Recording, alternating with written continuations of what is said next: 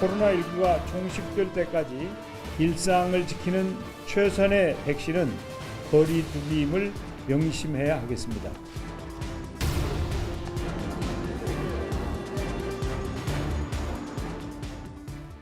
이슈온 코로나19 관련 소식부터 시작하겠습니다. 전지현 변호사, 최진봉 성공회대 교수와 함께하겠습니다. 두 분 어서 오세요. 안녕하세요. 예.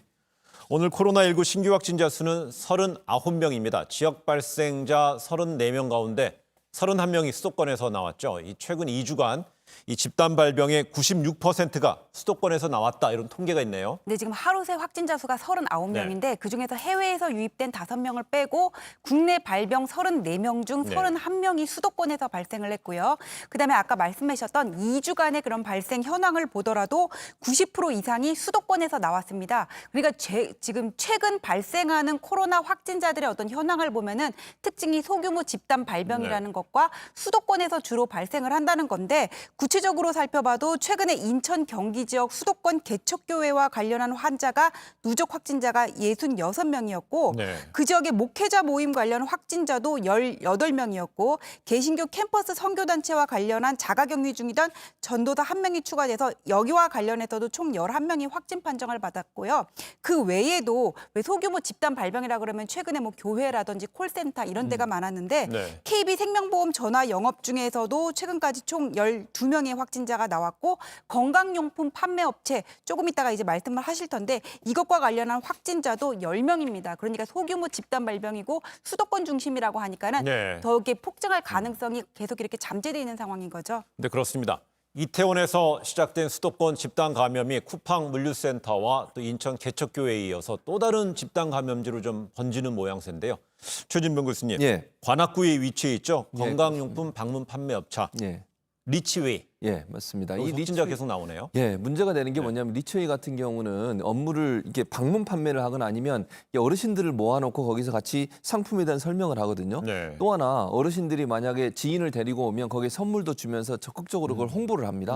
그러다 보니까 많은 사람들이 모이게 되는데 그날 지금 그 리치 업체에서 모였던 관악구 같은 게 약 500명이 모일 수 있는 공간 정도 된다고 합니다. 정확한 인원은 지금 현재까지 그 조사 대상이 되고 있는 사람 199명으로 알려지고 있어요. 거의 200명에 가까운 사람들인데 최소 24명이 확진됐다고 하는데 확진자 중에는요, 충남 천안에 있는 62세 여성까지 포함되어 있습니다. 이게 어느 정도까지 퍼져 있냐는 걸 볼 수 있을 것 같은데요. 지금 지역만 봐도 안산도 있고요, 구로도 있고요.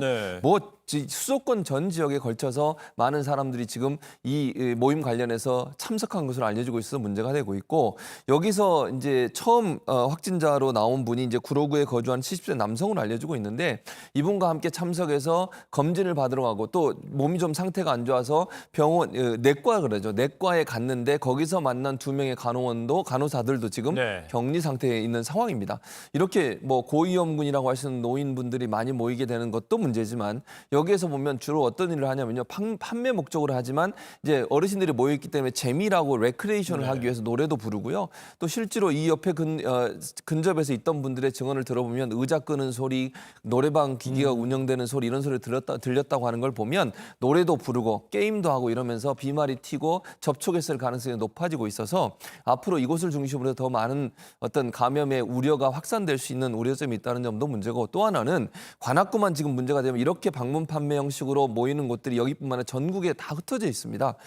그런 모임들에도 지금 위험성이 경고가 들어오는 상황이기 때문에 방역당국이 이 부분을 좀 조사할 필요가 있다, 이런 생각이 듭니다. 근데 정은경 중앙방역대책본부장 깜깜이 감염 이란 표현을 썼어요. 네, 정은경 본부장께서 최근 깜깜이 감염이 많이 늘었다 이야기하는데 이런 표현을 썼거든요. 깜깜이 감염이라는 거는 그 감염 경로를 모르는 거예요. 어디서 감염이 됐는지를 모르는 거고, 여기에 대해서 정은경 본부장이 또 보건당국이 가장 싫어하는 게 바로 이 깜깜이 감염이다, 이렇게 표현을 했는데 당연히 싫어할 수밖에 없는 게 어디서 감염됐는지 그 감염 경로를 알 수 없기 때문에 경로를 차단할 수가 없고, 또 언제 어디서 확진자가 발생할지 예측이 어려운 상황이기 때문에 또 방역이 어렵다는 문제가 있습니다. 지금 이태원 클럽 이후로 R이라 그래가지고는 코로나 재생산 지수, 그러니까 네. 한 명의 감염자가 몇 명을 감염시킬 수 있느냐, 이거를 R, 코로나 재생산 지수라 그러는데 이게 0.5에서 4배가량 늘어서 1.9까지 늘어났거든요. 그러니까 이게 지금 4배로 뛰었다는 건데